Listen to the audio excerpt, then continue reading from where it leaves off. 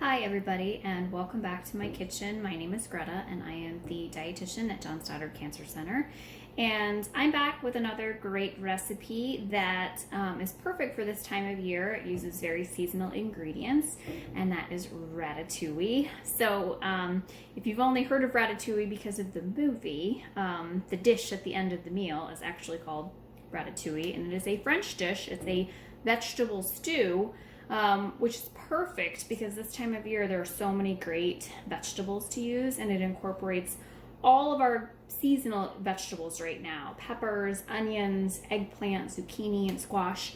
And it kind of melds all those flavors with some fresh herbs and makes this delicious vegetable stew. So we're going to go ahead and get started. And I'm starting with an eggplant. So it is asking in this recipe for quite a bit of eggplant. It's 1.5 pounds of eggplant. I had a large eggplant. There were a couple bits that I just didn't really like on it. So I kind of trimmed it down just a little bit. And we're going to cut this into about 1/2 inch size cubes. So I'm just going to kind of make big flat slices, and that's going to make it easier for me to cube. Now, if you have not watched any of my videos before, I will give you fair warning. I have a dog and I have a cat, and they have decided they don't like it when I make videos, and they think it's boring. So that's when they most want my attention, so they usually make all kinds of noises. So if you hear any kind of noises in the background, it's probably them. So I think I just heard a squeak. That was probably a squeaky toy, and there it goes again.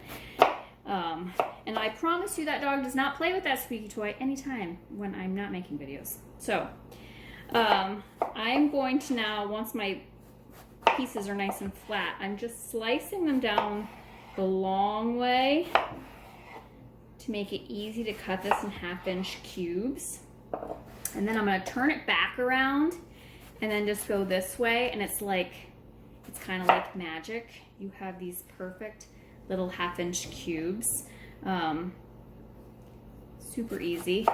So we're going to start by roasting the eggplant. It's just going to add a whole nother layer of flavor to have it roasted. And I'm actually going to use my roasting pan. Your roasting pan that you have that you probably, break out at Thanksgiving for your turkey or to roast a ham or something like that in it. We're going to use that because we're going to actually incorporate all of the veggies together and cook them on top of the stove. And this kind of saves you a pan because we're just going to keep the eggplant in the roasting pan and cook everything in that same roasting pan. It's kind of wild. I've done it before and it works really, really well. And you can actually set your roasting pan on 2 burners, and so that you get like really nice even heat, and it cooks it really quickly. So that's really, really nice. So that is most of our eggplant is actually already cut by doing that secret way of doing it. I'm now going to go back through. These are my 2 end pieces that I'm going to slice right through and turn them the other way, and then chop them into my little 1/2 inch cubes. And by keeping them that nice small size, they're going to roast really quickly. We're only going to roast these for about 15-20 minutes, just to get a little bit of browning on them, and a little bit of flavor. And eggplant takes a little bit longer to cook than some of the other veggies, and it's quite a bit, so it's just easier to start it this way, by roasting. A lot of people ask me, well, how do you know what size 1/2 inch is when you're cooking? And I have this great secret tool. Got it from Amazon. It's actually like a dough cutter, or you can use it when you're cutting pastry, but it has measurements right on the side, so I kind of keep this handy. I kind of use it, I can scrape up my board with it. It also has metric measurements on the back, but I kind of keep this out when I need to measure something or need to cut something, just to remind myself, oh yeah, that's what 1/2 inch is. So it's a really inexpensive tool. You can keep, I actually too have a ruler that I keep kind of like a clean ruler, just like a plastic ruler. I keep it in my drawer, my cooking drawer, and it's my designated cooking ruler, and I can wash it because it's just a plastic one. So that's handy to keep too, just so that you can kind of remind yourself, oh yeah, that's about a ½ inch. That looks pretty good. Not that you have to measure every single piece, but it's just a good reminder of what a ½ inch looks like. All right, so I have all of my eggplant. I'm gonna move you over here so that you can kind of see it. So all of my eggplant is in my roasting pan. And yeah, this is like my just big turkey roasting pan, which is great. It gets it another use in my kitchen. All the eggplant, I have it spread out nice and even. And we're gonna go ahead and add a tablespoon of olive oil. It's gonna keep it from sticking. It's also gonna add some extra flavor to it. So I'm just gonna drizzle that tablespoon of olive oil all the way around there. And then of course I want to always season all my layers, so I'm just going to sprinkle it with just a little bit of salt, just so that it's seasoned. And I'm going to season it with a little pepper too. So it's just cracked black pepper, just kind of an even layer over the whole thing. Let's see if I can cheat you over this way so you can kind of see.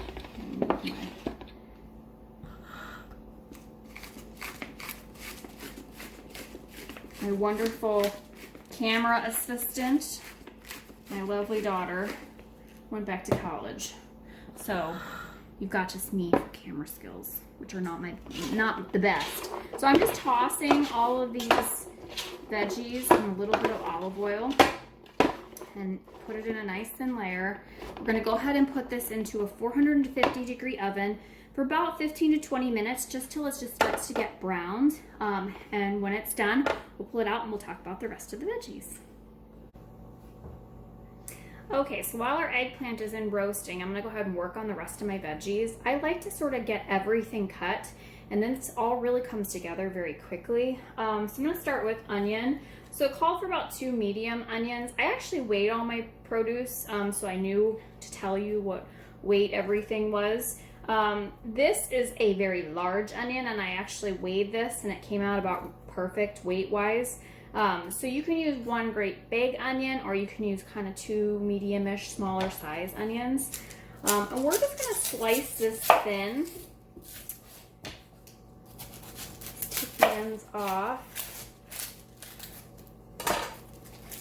And because I am cutting up so many veggies, oh my gosh, that was a cat paw. Oh my goodness. I love my pets dearly, but they require a lot of attention. They don't love it when I'm not paying attention to them.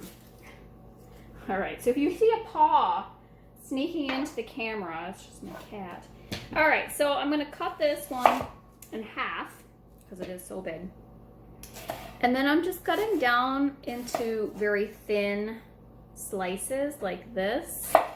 So this is a vegetable stew. So I kind of like the pieces kind of a generous size. Like when you think about a stew, you know, things are chunky. It's not like a soup where everything is very small and very bite-sized. So I don't mind keeping things a little bit bigger.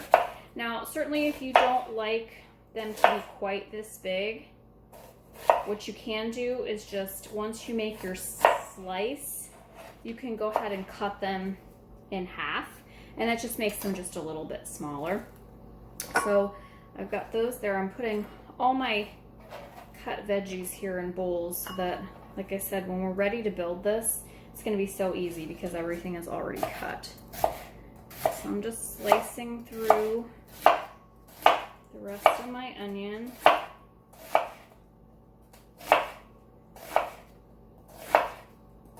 And all these veggies are going to cook down for about a ½ an hour. So they really are going to cook down really well. So we don't have to be too fussy about the size of them. And, you know, of course, when we do cook them, they do shrink. All right, so that's my onion. And that was a mountain of onion. All right, onion is done. So next I have a couple of zucchinis here. So these are kind of medium, smallish sized zucchini. So we want to cut these into about 1/2 inch sized cubes. So I usually just cut it down lengthwise like this, and then just kind of make like 1/2 inch size, just like this, half moons. And I like that size. So zucchini is pretty tender, so it cooks a lot faster than like the eggplant, for example, or even the pepper. So you can keep that into just a little bit bigger pieces. If you don't like them quite that big, where you feel like your eggplant is a little bit bigger than mine, you can go ahead and cut it again and make them more like that size. There is no real wrong answer. It's a matter of taste. You could do some both sizes just to kind of make it interesting, just like that. Or if you feel like this one's kind of a big chunk, I might go ahead and cut that one in half. So we're gonna trim the ends on this one and do the same. Now this this zucchini is a bit thicker. Most of it is. This little end piece is not that thick. So I'm gonna keep that one in sort of half moons. But this one's really thick, so I'm gonna go ahead and cut it in half. And I am gonna cut it in half again, and then go down and make my 1/2 inch slices, because this guy is kind of big. Okay. Perfect. One more to go. So I was kind of reading through, I like to read recipes and kind of read the origin of recipes. And like I said, this is a French, kind of a, from the region of Provence, vegetable stew. It was considered a poor man's stew because it was only vegetables. There was no meat in it. And, you know, meat was more expensive. So it was considered like a peasant dish.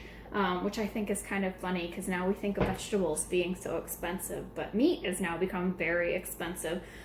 So this is definitely a great option. And I think, you know, when we think about vegetables and the benefits of them, I really feel like the farmers benefited from eating all of the vegetables versus the meat. So our peppers are next. So these we get to cut into kind of bigger chunks. This is my pepper trick. I just cut them into quarters around the core. So if you can see the core like this, moving that over, and I just kind of cut around it, and it kind of keeps that core intact. And there it is. Get rid of it. All right, so these we're going to kind of cut into like 1.5 inch length. So if you think about 1.5 inch length, that's about that big. So a chunk like this, I'm just gonna cut it in half. So it's kind of nice sizable size pieces. So this one I'm gonna cut that way and then cut in half that way. So these you get to keep a little bit bigger.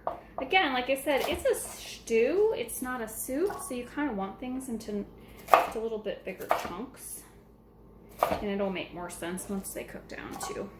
Okay, you can use any colors of peppers for this. I kind of have a combination here of some green and some orange ones. Whatever you get in your bin or whatever you have available is fine. I like the variety because the colors are so pretty, and you know they do offer some kind of different flavors too. So sky's the limit on what kind of peppers you use, which is kind of nice. Use what's available. I always think it's nice in the fall or early or late summer, early fall. Locally, there's a lot of purple peppers available, which I think are really pretty. So yeah, use whatever pepper you have available. This one, the recipe is nice too because the leftovers in this dish are wonderful. And it's kind of fun too because the leftovers are delicious, hot or cold. So, you know, this time of year is kind of tricky because sometimes it can be a little bit cool, and then sometimes it can sneak up on us and we can have a fall day that's, you know, in the 80s. So having something that you can do hot or cold is really nice. We're also going to kind of build this into sort of like a grain bowl by including farro with it. You don't have to. You can eat the veggies all by themselves. But it's kind of nice, the versatility of this, that you can serve this a lot of different ways. And again, this gives you lots of different combinations. I do like to serve mine over top of some kind of grain, but I will say just as many times as I've done that, I've served it all by itself. So it's a really nice dish that way. All right, I've just got one pepper left. Interesting fact about peppers. So if you turn your pepper over to the bottom, you can tell if it's a male or a female pepper. I thought this was really interesting. And it depends on how many. So this has 3. It will have either 3 or 4. If it has 4, I believe that's a female pepper, and they tend to be sweeter. And this is 3, so it's a male pepper, so it's not quite as sweet. Who knows? I never did like a side-by-side taste test to kind of test the theory about the sweetness, but that is what I read. I just find plants in general very fascinating, but who knew? There's girl and boy peppers. All right, this is my last pepper. Throwing it in my garbage bowl. All right, so I'm just gonna, again, cut this into thick wedges and chop those in half.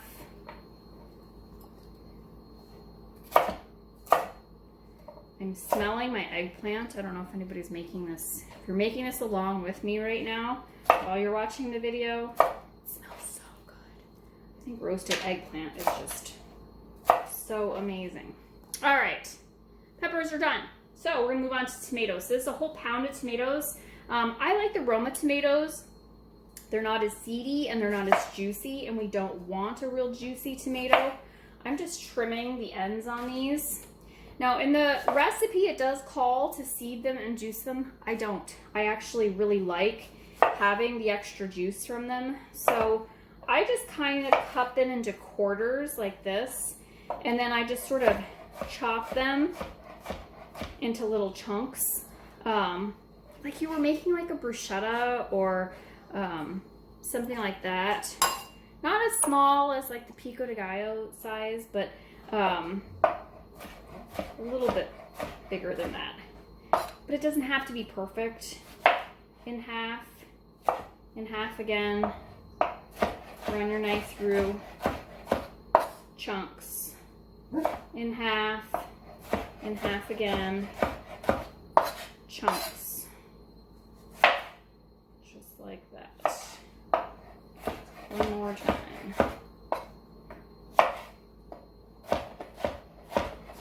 And like that. If you're hearing background noise, my dog is having a dream. And he's on the couch whimpering because he's dreaming. So if he's not playing with the squeaky toy, he's dreaming about playing with the squeaky toy. All right. So, a couple more to go. If you have fresh tomatoes to use up from your garden, by all means use those up. You really can use any kind of tomato you have. Now if you use, you can see from my cutting board, these are not super juicy. If you're using a juicier tomato, then you may want to juice and seed them. I feel like the Roma tomatoes, they just don't need it. I feel like all of this cooks down really beautifully, and you really don't need to discard that. But it's kind of up to personal taste. Because this cooks so long, I feel like all those juices will cook down. And these aren't, to begin with, a super juicy tomato. You've got lots of little tomatoes left. I know my cherry tomato plants have put out so many tomatoes this year. I've been eating tomatoes like every day. So if you got lots of those, you can chop some of those up. will offer a nice sweetness to this too. Whatever you got. All right, my tomatoes are chopped. Perfect. And I left a lot of the juice on my cutting board. Just like that. All right, I'm gonna clean up my cutting board and I'm gonna come back and we're gonna finish chopping up the rest of our veggies. So don't go away, I'll be right back. Okay, my cutting board is clean. I am back. I have sitting here about 5 cloves of garlic that I'm gonna chop up. I'm also gonna use fresh thyme. So the recipe says you can use dry or you can use fresh. I grow fresh thyme, so I have a ton. So if you use fresh thyme, which I do recommend, it's wonderful. It's really easy. So it comes in these long pieces like this, and we want those little leaves on there. So you just hold on to it and just pull, and all the little leaves will just pull right off, which makes it really easy. So if you hold the end, just like this, and pull, beautiful. A lot of soups, you can actually just throw the thyme in like the whole stem, and the little leaves will just fall off as it cooks. That works too, if you don't feel like going through this tedious step of taking the leaves off. I don't chop them. I just peel them off of the stem, just like that. Perfect.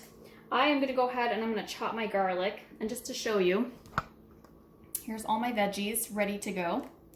So it's, excuse me.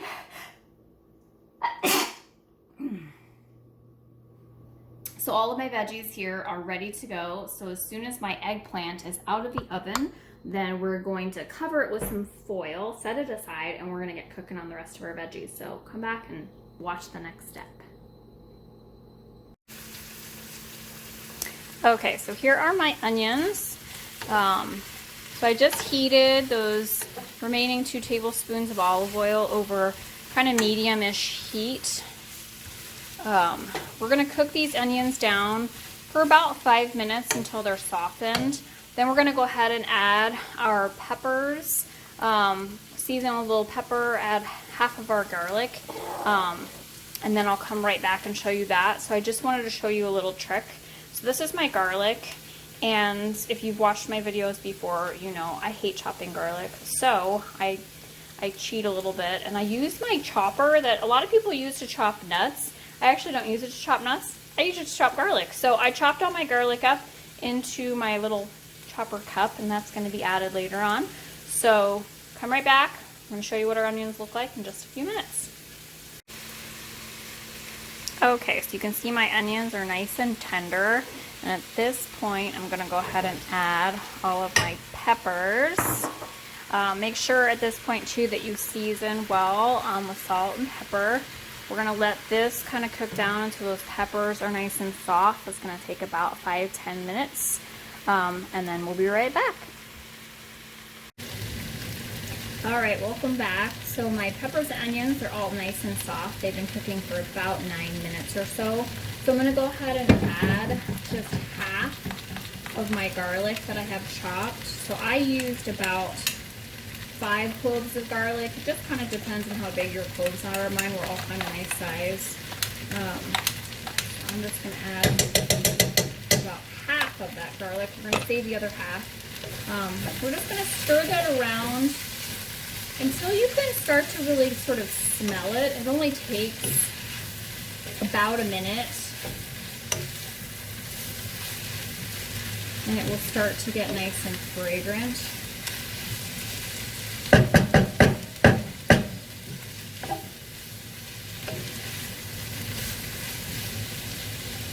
Right there. It was just like all of a sudden I could totally smell it. Oh, it smells so good. So let that garlic go. Like I said, it only takes about a minute. So sitting right next to me, if you can see it, I've got my roasting pan. I just took the foil off of it. My eggplant's in there. It was just kind of steaming in there. So what I'm going to do is, now that you can smell that lovely garlic, I'm going to go ahead and put all this veggie in my roasting pan. It's gonna all make sense now once this all comes together. All right, Putting my pan back on. I'm just gonna heat about another tablespoon of olive oil. Let that get a little bit warmed up. Once that's warm, I'm gonna go ahead and add my zucchini, and I'm gonna cook that for about 5 minutes until it gets nice and softened, and then we're gonna go ahead and combine the rest in our roasting pan, so we'll be right back. So my zucchini's been on for about 5 minutes. It's gotten soft, but it's still nice and green. So I'm gonna go ahead and add the rest of my garlic. I also made sure to season my zucchini with a little salt and pepper as well. So we want to make sure we season all of our layers. Alright. Get all of my garlic out. Don't want to miss a drop. So again, we're just stirring our garlic in until you can just start to smell it. Usually doesn't take even a minute.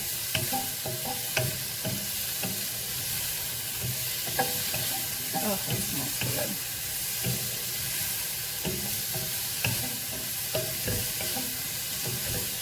Perfect. So then I can go ahead and turn my heat off on that burner. I'm going to go ahead and transfer my zucchini now to my big roasting pan. Every bit of that delicious garlic out of my pan. Don't want to miss any of that. All right, set that aside. Bring you over here so you can see it. I'm also going to go ahead and put in my tomatoes. And to that, I've got my 2 teaspoons of fresh thyme. I've got a bay leaf, and I've got about a half a teaspoon of dried oregano. So that all goes in there too. All right, so I'm gonna turn my heat on. I know this sounds crazy. I don't know if you've ever cooked with your roasting pan on top of the oven. I do it all the time. So I'm just gonna turn on my stove to about medium-low heat. Once I can hear my veggies just start to sizzle, I want to turn it down to low. Then we're going to let this simmer really nice and low for about 30 minutes. It's just going to make all those flavors kind of meld together. All the juices are going to kind of thicken, and it's just going to kind of make this beautiful, delicious stew. So when it's all done, we'll come back and I'll show you what it looks like. Hi everybody and welcome back. So my ratatouille is done and it smells amazing. All the veggies are really nice and tender, and all of those flavors with the fresh herbs have really combined. You can go ahead and eat it just like this with nothing else, and it's delicious. You can also build it into a grain bowl like the recipe suggests, with some farro or some other type of whole grain. So this is the type of farro that I buy. This is it is a wheat product, so it's not gluten-free. It is delicious. The grains are just a little bit bigger than a quinoa, so they do take a little bit longer to cook. This is another recipe that I would use that veggie stock that I have stashed in my freezer. So you go ahead and combine your veggie stock or water with your grain. This one cooks in only 10 minutes, so you just let it simmer for about 10 minutes and then let it sit until it gets nice and soft. And then you can build it in with the vinaigrette. So I did make the vinaigrette right here that you can add on top of the grains, just another layer of flavor. This is a sherry vinaigrette, so it's just sherry vinegar, olive oil, a little grated garlic, and some Dijon mustard. I even added some extra thyme leaves because I had some extra thyme left just to give it even a little more flavor. This is also delicious, topped with some fresh basil. You can top it with Parmesan or feta cheese.